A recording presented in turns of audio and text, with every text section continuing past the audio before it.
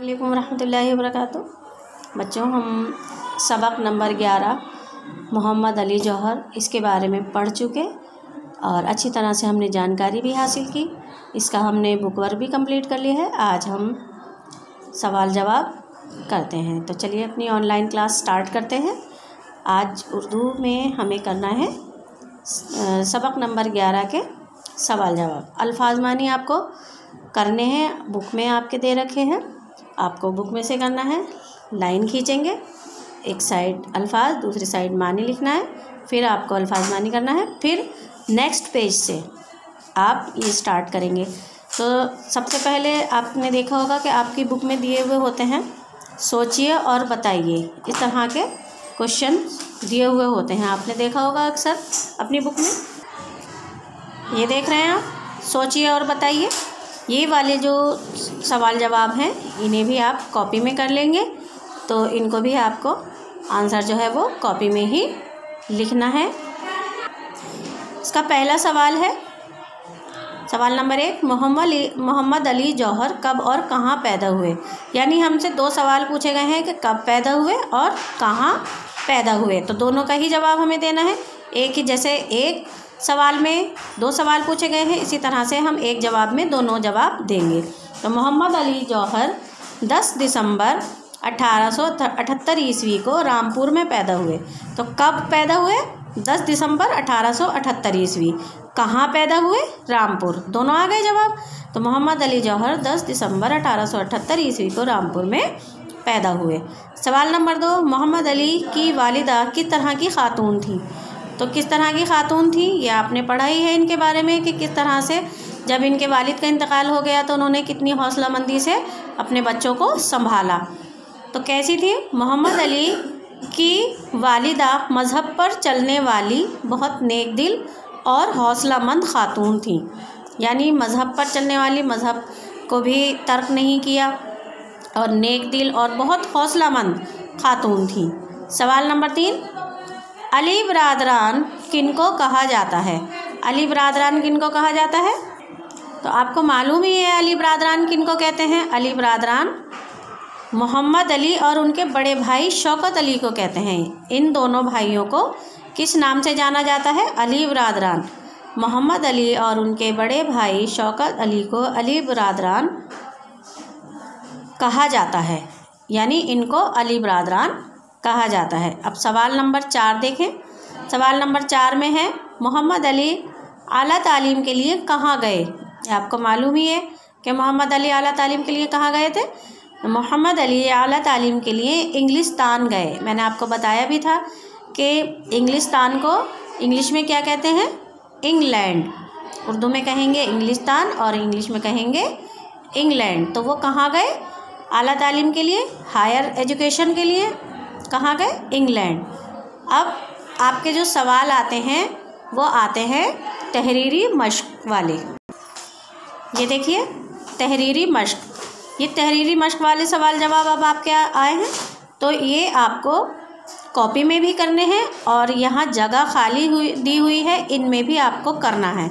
यानी कॉपी में भी और बुक में भी, दोनों में ही आपको फिल करना है इन्हें। याद रखें आप, मैं बार बार कह रही हूँ, कॉपी में भी और बुक में भी, क्योंकि ये आपकी बुक मुझे खाली नहीं मिलनी चाहिए। तो चलिए अब आप स्टार्ट करते हैं अपने ये वाले सवाल जवाब। अब हम करेंगे तहरीरी मश्क सवाल जवाब, यानी ये आपको अगले पेज से स्टार्ट करना है। इसको भी आप क्या करेंगे, इसे अगले पेज से स्टार्ट करेंगे। इसका सवाल नंबर 1 है, मोहम्मद अली ने कौन कौन से अखबार निकाले।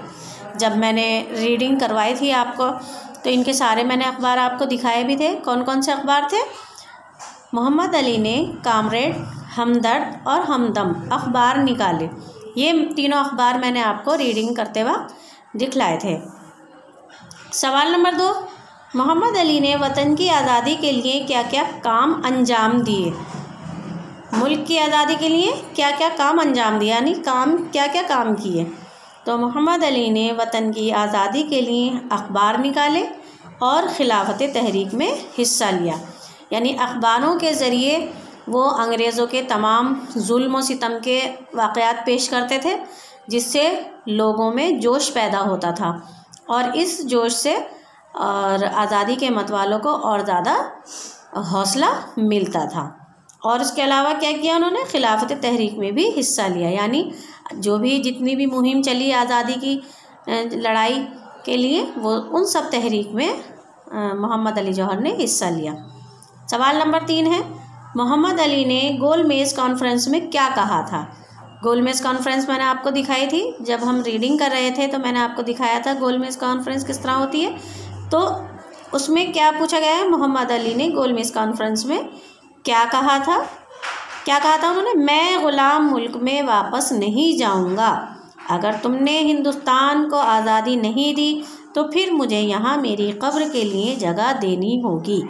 ये उनके वो अल्फाज हैं जो उन्होंने मेज़ कॉन्फ्रेंस में, गोल मेज़ कॉन्फ्रेंस में कहे थे। क्या, एक बार और देख लें, मैं ग़ुलाम मुल्क में वापस नहीं जाऊंगा। अगर तुमने हिंदुस्तान को आज़ादी नहीं दी तो फिर मुझे यहाँ मेरी कब्र के लिए जगह देनी होगी। ये उन्होंने कहा था गोलमेज कॉन्फ्रेंस में। अगला सवाल देखें, अगला सवाल क्या है। सवाल नंबर 4 है, मोहम्मद अली जौहर का इंतकाल कब और कहाँ हुआ। उनका इंतकाल कब और कहाँ हुआ, ये आपको मालूम ही है कि जब गोलमेज कॉन्फ्रेंस ख़त्म हो गई थी तो उसके बाद ही लंदन में उनका इंतकाल हो गया था। तो ये देखें, उनका इंतकाल 4 जनवरी 1931 को लंदन में हुआ। कितनी जनवरी को हुआ था उनका इंतकाल? 4 जनवरी 1931 को लंदन में इंतकाल हुआ, क्योंकि गोलमेज कॉन्फ्रेंस कहाँ हुई थी, वो भी लंदन में ही हुई थी। सवाल अगला है, सवाल नंबर 5, मोहम्मद अली को कहाँ दफन किया गया। कहाँ दफन किया गया था मोहम्मद अली को? उन्हें बैतुल मुक़द्दस फ़िलिस्तीन में दफन किया गया। यानी जब उनका इंतकाल हो गया था तो उनके इंतकाल के 15 दिन बाद, यानी 21 जनवरी 1931 में, 15 दिन बाद 21 जनवरी 1931 में उन्हें बैतुल मुक़द्दस ले जाया गया जो फ़िलिस्तीन में है, और वहीं पर उनको दफनाया गया, यानी वहीं पर उनका दफीना हुआ, दफन किया गया। तो ये थे इनके सवाल जवाब। मैं बार बार आपको कह रही हूँ कि इस लेसन में, यानी जो आप तहरीरी मश्क वाले सवाल करें तो ये अगले पेज से करना शुरू करेंगे, और सोचिए और बताइए। ये वाले जो सवाल जवाब हैं ये एक पेज पर, ये एक, यानी ये वैसे भी ज़्यादा है तो आप दोनों पेज पर इनको अलग अलग ही दिखाएं। और अगले एक पेज पर क्या करना है आपको, एक पेज पर करने हैं आपको अल्फाज मानी। तो उम्मीद है मेरी बात आपको अच्छी तरह समझ में आई होगी, और इसको काम को आपको साफ़ सुथरा और अच्छा करना है। और मिलते हैं नेक्स्ट वीडियो में अगली वीडियो के साथ। तब तक के लिए अस्सलाम वालेकुम।